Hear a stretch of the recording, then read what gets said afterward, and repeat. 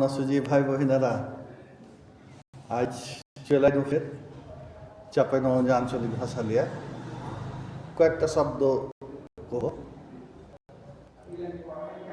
গপাত বেটা আজ কইলে আব্বা গপাতটা খেলে। গপাত মানে তাড়াতাড়ি গিলে খাওয়া। গপাত এটা হলো চাঁপাইনবাবগঞ্জ আঞ্চলিক ভাষা। গপাত গপাত মানে হলো তাড়াতাড়ি না চাপিয়ে গিলে খাওয়া। আর হলো গপ গপ করে খাওয়া, মানে চাপিয়ে খায় কিন্তু তাড়াতাড়ি খায়। গপ গপ এটা কিন্তু চাঁপাইনবাবগঞ্জের আঞ্চলিক ভাষা। গপ গপ আর গপাত দুটা হলো তাহা তাহা। এটা তাহা তাহা মানে খুব অতিমাত্রায় তাপ। এটাকে চাঁপাইনবাবগঞ্জের ভাষায় কহে তাহা তাহা। তাহা তাহা আগুন জ্বলছে, তাহা তাহা রোদে কুণ্ঠে গেছিলি, পুড়ে গেলি যে চোখ মুখ কালো হয়ে গেল, মানে অতিরিক্ত তাপ।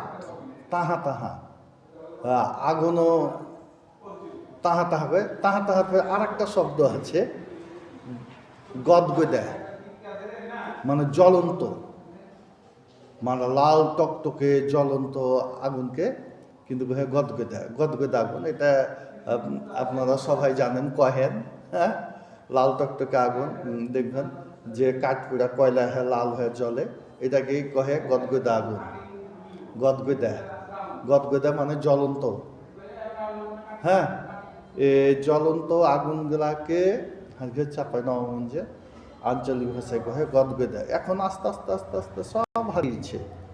হ্যাঁ, আমার বেটা বেটি কিছু শিখেছে কহি, যেমন বাপু কহি। বাপু মানে আব্বা, জানেন সবাই। আগের মানুষ তো সবাই বাপুই কহিত, এখন আব্বা, ড্যাড, ফাদার, পাপা কত কি কহেছে।